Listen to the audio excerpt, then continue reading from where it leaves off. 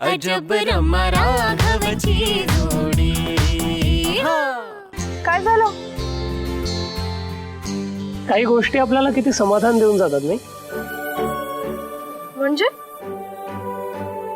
आजचा दिवस उजाडला तेव्हा हनी मॅडम आणि वैभव सरांच्या भवितव्यात काय आहे काहीच माहित नव्हतं. आणि दिवस मावळतोय तेव्हा सगळं त्यांच्या मनासारखं झालंय. हो, आणि आपल्या पण मनासारखं झालं. तुम्हाला माहितीये, सकाळी सकाळी जेव्हा मी घरातून निघाले ना, तेव्हा माझ्या डोक्यात एकच गोष्ट होती. वाटेल ते झालं तरी वैभव सर आणि हनीचं लग्न झालंच पाहिजे. पण त्या नादात मी खूप रॉंग स्टेप्स घेत होते. हो ना, हे असं चोरी करून लग्न करणं रॉंग होतं ना. म्हणजे थोडक्यात तुमच्या लक्षात येतंय तर हे माझ्या खूप आधीच लक्षात आलं होतं. तुम्ही त्या दोघांच्या आई बाबांना कन्व्हिन्स करत होता ना, तेव्हाच. राघव सर, तुम्ही लग्न होत असताना हनीचा चेहरा पाहिला, किती ग्लो करत होता ना. वैभव सरांना तर मी कितीतरी दिवसांनी इतकं हसताना पाहिलं.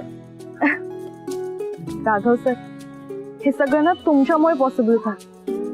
सगळे फक्त तुमच्यामुळे हॅपी होते. खरं सांगू, आधी ना मला तुमचा खूप राग आला होता, पण नंतर शेवटी सगळं छान झाल्यावर मला कळलं की तुम्हीच करेक्ट होता. सॉरी. हो रमा मॅडम, सॉरी म्हणायची काही गरजच नाहीये. शेवट गोड तर सगळंच गोड, ओके नाही. एक मिनिट, अजून शेवट झाला नाहीये. म्हणजे अंकल गुरुजी, अजून आपल्याला त्यांना फेस करायचंच आहे. हो, ते करावं लागणारच आहे. राघव सर, माझा पूर्ण विश्वास आहे. तुम्ही जसं हनी आणि वैभव सरांच्या आई बाबांना कन्व्हिन्स केलं ना, तसं तुम्ही अंकल गुरुजींना पण कराल. रमा मॅडम, आपण जी चूक केली आहे त्याचे परिणाम आपल्याला भोगावे लागणारच आहेत. त्यामुळे चला बघूया काय होतंय.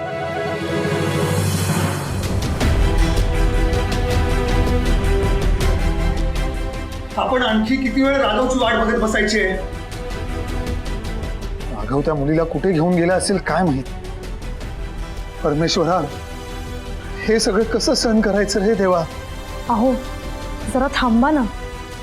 आबा आधीच एवढे चिडले, तुम्ही काय बोलताय आणखी? मी काही चुकीचं बोलत असेल तर सांग. राघवने आज आपल्या सगळ्यांचं नाक कापलंय.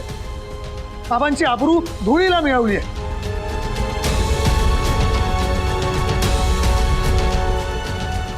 आई,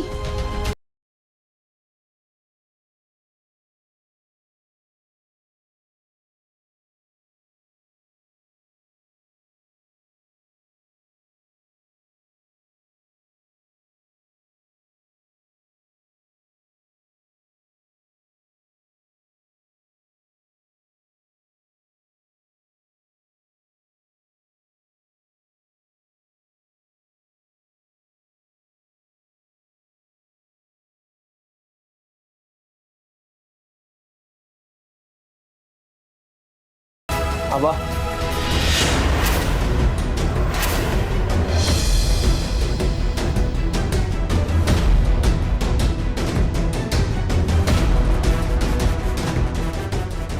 आबा मला तुमच्याशी थोडं बोलायचं आहे. आज जे पाहिलंय त्यानंतर काही बोलण्यासारखं ऐकण्यासारखं शिल्लक राहिलेलं नाहीये.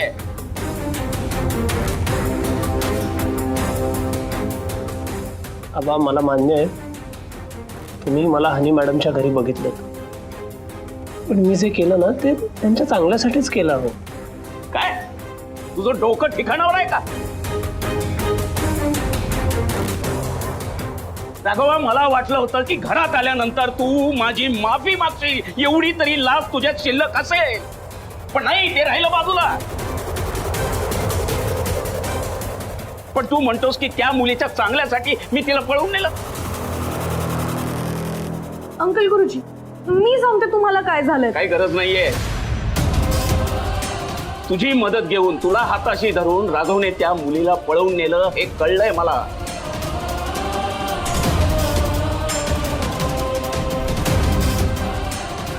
आता तुझ्या वडिलांची माफी मी कुठल्या तोंडाने मागू?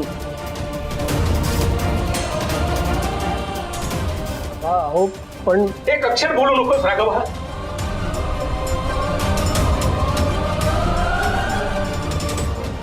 अरे एका स्त्रीची मदत घेऊन दुसऱ्या स्त्रीचं आयुष्य तू उद्ध्वस्त केलंयस.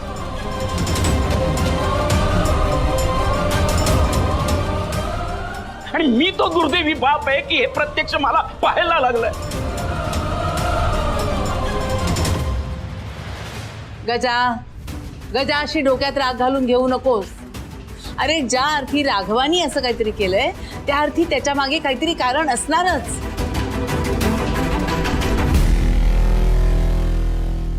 अहो तुम्ही त्याची बाजू ऐकून तरी घ्या ना. नाही शालिनी, हे असल्या हीन कृत्याला दुसरी बाजू असूच शकत नाही. राघवने त्या मुलीच्या आई वडिलांचे शिव्याशाप घेतलेत. कुठे फेडणार आहे हा पाप?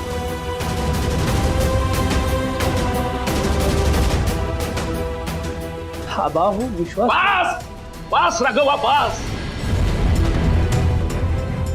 आता मी केलेलं कृत्य कसं योग्य आहे हे समजवण्याचा प्रयत्न करू नकोस. तेवढी तरी लाज बाळग.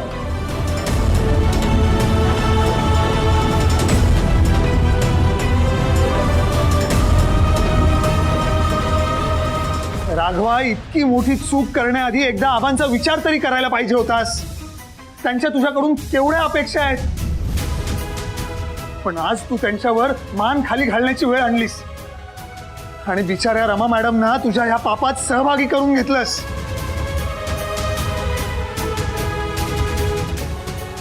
नाही, मी त्या लग्नात जायला नको होतोस रमा तू. म्हणजे या गुन्ह्यात राघवने तुझी मदत घेतली नसती.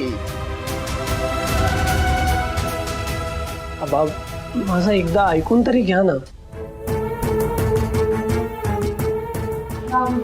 ऐक ना, मी काय म्हणते, तू आता काहीच बोलू नको. आबांचा राग फक्त वाढतच जाणार आहे. मला वाटतं आपण आत्ता हा विषय इथेच थांबूया आणि नंतर शांतपणे सगळ्याचा खुलासा करू. नाही पूजा,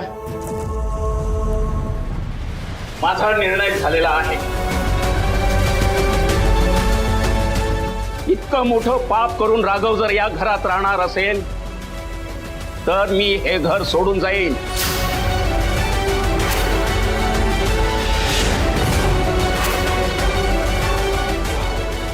गजानना, काय बोलतोयस तू? नाही नाही, अहो काय बोलताय तुम्ही? मी तुम्हाला असा तसा निर्णय घेऊ देणार नाही. आबा प्लीज, हे असं घर सोडून जाण्याबद्दल नका ना बोलू. मला खूप भीती वाटते. गजानना, तू आज जा तुझ्या खोलीत आणि ध्यानाला बस. जरा शांत हो रे. नाही आई, आता ती खोली माझी नाही, कारण हे घर माझं नाही.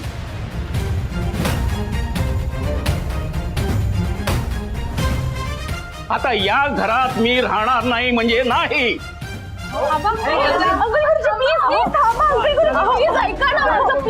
रमा, तू यात पडू नकोस. अहो तुम्ही आज चला बरं. राघवसाठी तुम्ही काय घर सोडताय? त्याला जायचं तर जाऊ द्या ना. कार्तिक आहे, त्याला जन्म दिल्याची शिक्षा मलाच भोगू दे. अहो अहो नमस्कार.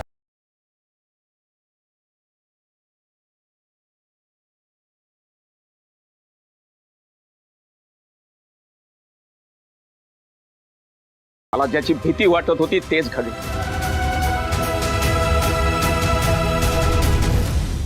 मला कल्पना होती की जे घडलं ते कसं घडलं आणि कोणामुळे घडलं हे कळल्यावर तुम्ही मला जाब विचारायला याल म्हणून. जाब? कसला जाब? माझ्या मुलाने जे कृत्य केलंय त्याचा जाब. यजमान, मला माफ करा. माझ्या मुलाने तुमच्या मुलीचं आयुष्य उद्ध्वस्त केलंय. तुम्हाला हवी ती शिक्षा तुम्ही त्याला देऊ शकता, मी त्याच्या आड येणार नाही. पण तुम्हाला माझी एक विनंती आहे की तुम्ही रमाला माफ करा. ती परक्याची पोर माझ्या राघवमुळे या सगळ्या प्रकरणात अडकली गेली.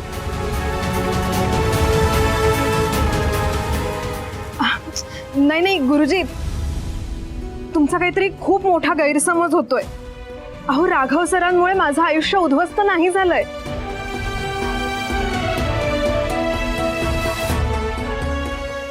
उलट राघव सरांमुळे मला माझं प्रेम मिळालं,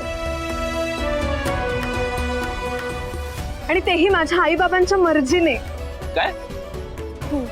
पण मी प्रत्यक्ष माझ्या डोळ्यांनी पाहिलंय तुला भर मांडवातून राघव पळून घेऊन जात असताना.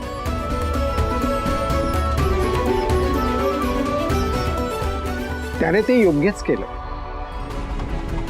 नाहीतर माझ्या हातून फार मोठी चूक घडली असती. तुमच्या राघवने मला माझा अहंकारी चेहरा दाखवून दिला, आणि तेही माझा आदर ठेवून. आणि त्याच्यामुळेच आज माझ्या मुलीच्या आयुष्याचं सोनं झालंय.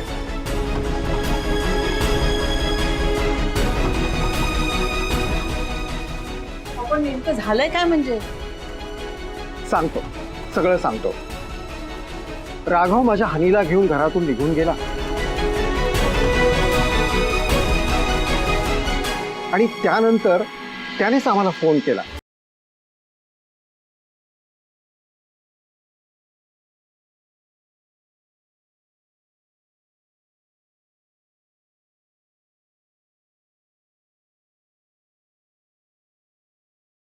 आज राघव नसता तर मी नक्कीच जीव दिला असता, पण राघवने बघता बघता सगळं नीट केलं. आज तुमच्या राघवनेच आम्हाला योग्य मार्ग दाखवला. अहो, लाखात एक मुलगा आहे तो. तुम्ही खूप भाग्यवान आहात गुरुजी.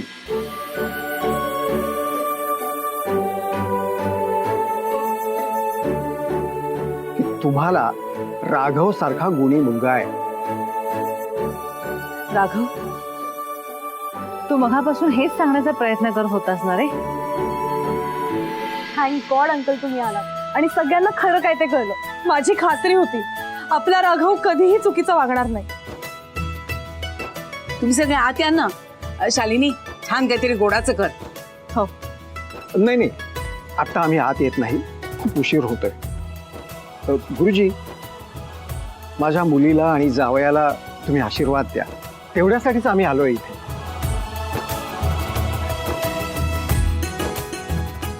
सदा सुखी हो.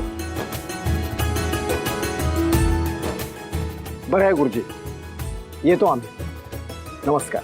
राघव, परत एकदा थँक्यू सो मच.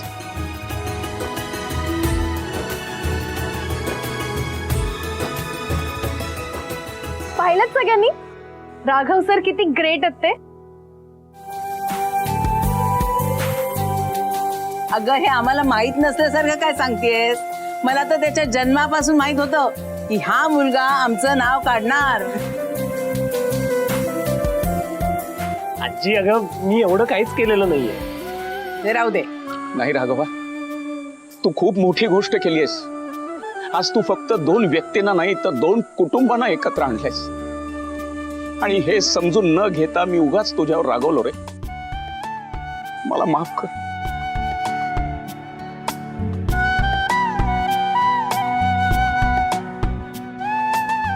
आबा हो, तुम्ही माफी मागू नका माझी, कारण तुम्ही तुमच्या जागी योग्यच होता. राघव, चल तुझं तोंड गोड करते, मस्त सगळ्यांसाठी शिरा कर. चल. दादा, तू खरंच सॉलिड आहेस रे. हे पण तुम्ही माझ्या एकट्याचं कौतुक करू नका. हा सगळा प्लॅन खरं तर रमा मॅडमचा होता.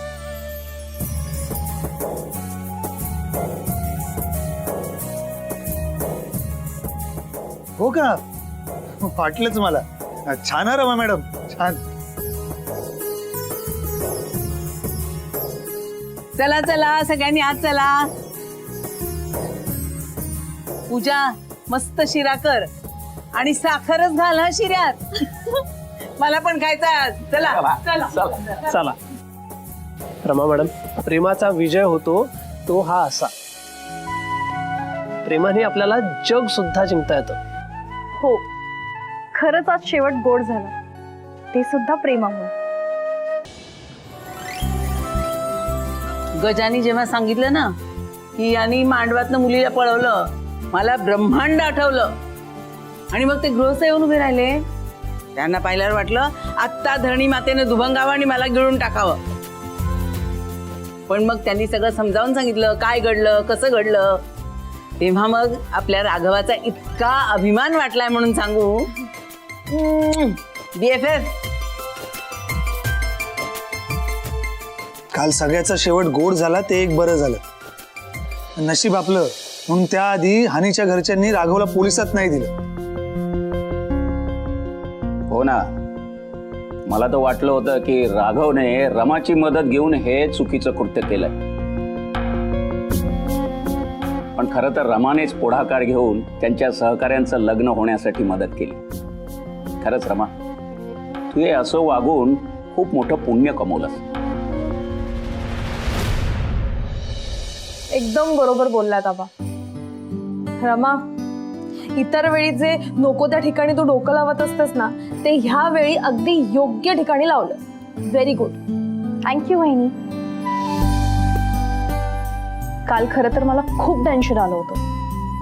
माझ्या डोक्यात ना फक्त एकच विचार सुरू होता, हनी आणि वैभव सरांचं लग्न काही करून लावून द्यायचं, नाहीतर त्यांचं लाईफ स्पॉइल झालं असतं ना. मग माझ्या डोक्यात जे आलं ना ते मी केलं. पण तुम्हाला माहितीये, जेव्हा राघव सरांनी तिथे टेम्पल मध्ये बोलायला सुरुवात केली ना, तेव्हा हनीचे डॅड जे गप्प बसले, बस बघण्यासारखं होतं.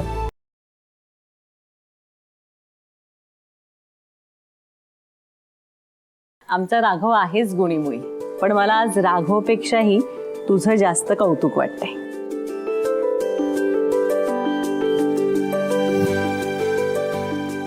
स्वतःच्या जीवावर बेतू शकत असताना सुद्धा दुसऱ्याला मदत करणं ही काही सोपी गोष्ट नाहीये. हे बरोबर आहे, पण तुम्ही ना खरं तर रमा मॅडमना हनी मॅडमच्या घरी बघायला हवं होतं. त्यांनी जो काय अभिनय केलाय ना, त्यामुळे आम्ही असे असे हनी मॅडमच्या खोलीत शिरलो, कोणाला कळलं सुद्धा नाही.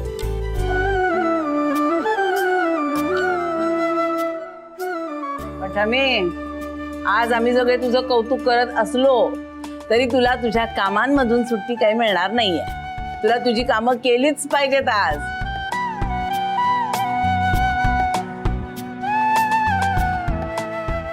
आजी करेल ती. आता तिला स्वावलंबनाचं महत्व कळायला लागलंय. काय ग रमा? बर चला शालिनी, मी जर मंदिरात जाऊन येतो. आणि चला तुम्ही सुद्धा आपापल्या कामाला लागा आता. हा, गप्पा मारत बसू नका.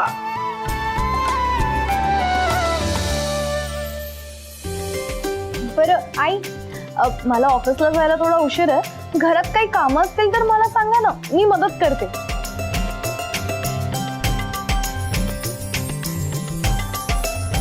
काय ग, आज तुला इतका उत्साह कसा काय? अगं, कारण सगळेच जण आपापली कामं झाल्यावर घरातल्या कामांमध्ये मदत करतात ना, मग मीही करते मदत. हो का? माझे ना काही कपडे आहेत, ते इस्त्री करून देशील का? ते काय आहे ना, माझा थोडासा हात दुखतोय. श्रुती, बास झालं. उगाच काहीतरी कारण सांगून ना स्वतःची कामं दुसऱ्यांवर टाकू नकोस. स्वावलंबनाचा नियम हा घरात सगळ्यांसाठी, फक्त रमासाठी नाही. ठीक आहे गाई, घरातल्या लाडक्या आणि सगळ्यात छोट्या व्यक्तीला असे नियम शिथिल करून देऊ शकतो आपण.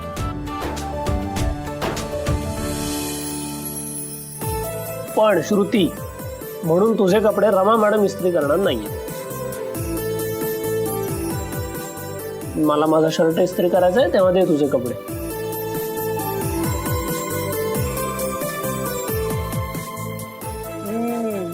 पाहिलं का, आला बहिणीच्या मदतीला भाऊ धावून.